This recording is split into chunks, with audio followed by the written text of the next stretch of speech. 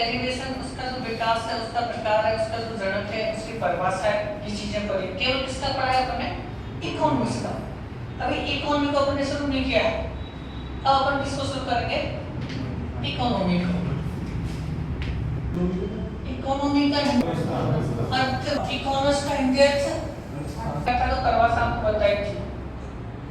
जब विशेष क्षेत्र की मानवीय आर्थिक गतिविधियों का अध्ययन तथा विश्लेषण करने क्या कहलाता है? अर्थव्यवस्था कहलाता है। पूरे विश्व के अंदर एक भारत का एक विशेष क्षेत्र है, पूरे भारत के अंदर राजस्थान का एक विशेष क्षेत्र है। तो आप जब किताब लेने जाओगे मार्केट के अंदर, तो वो आपको मिलेगा भारतीय अर्थव्यवस्था, ये राजस्थान अर्थव्यवस्था। आपको ये नहीं मिलेगा भारत अर्थशास्त्र, राजस्थान अर्थशास्त्र, ऐसी कोई पुस्तक नहीं मिलेगी। किस नाम से मिलेगी? भारतीय अर्थव्यवस्था, राजस्थान अर्थव्यवस्था, इन नामों से उसको आपको मिलेगा। अब ये बोलोगे कि अर्थशास्त्र की पुस्तक दे रहे, सोचे कौन सी अर्थशास्त्र की पुस्तक मांग रहे हैं? तो मैंने आपको परिभाषा क्या बताई थी? जब विशेष क्षेत्र, जब विशेष क्षेत्र के मानवीय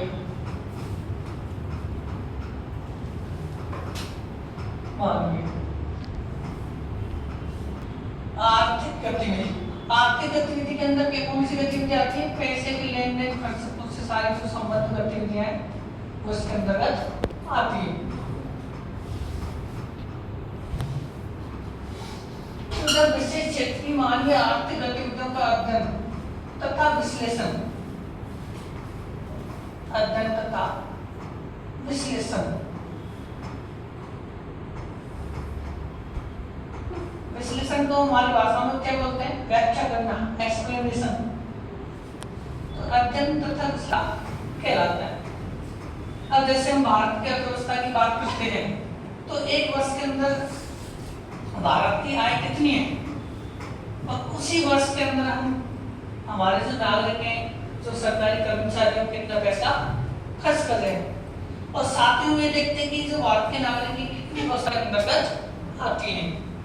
जैसे विशेष क्षेत्र क्या हो गया विश्व के संदर्भ में? भारत। तो भारत के भारतीय अर्थव्यवस्था, इंडियन इकोनॉमी, राजस्थान अर्थव्यवस्था,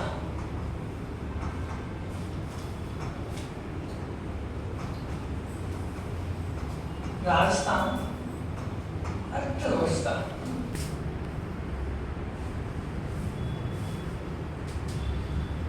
इसके बाद मैंने आपको उस दिन बताया था कि अर्थशास्त्र के प्रकार मैंने आपको बताए थे।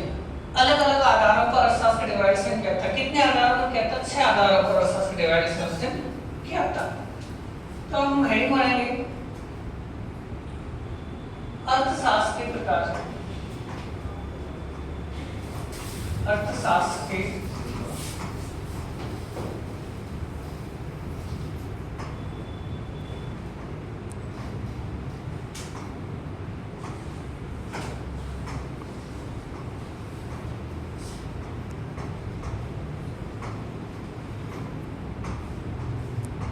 विभिन्न आधारों पर प्रकाश।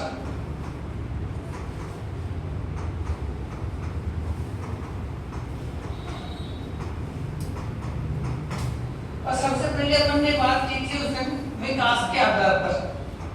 विकास के आधार पर मैंने आपको कितने प्रकार बताए थे उस दिन? विकास के आधार पर कितने प्रकार बताए थे मैंने आपको? 3। कौन कौन से? विकसित अर्थव्यवस्था, विकासशील अर्थव्यवस्था, और तीसरा कौन सा है? अल्प विकसित। और भारतीय अर्थव्यवस्था में से कैसी अभी वर्तमान में? विकासशील है। किस आधार पर है? विकास के आधार पर।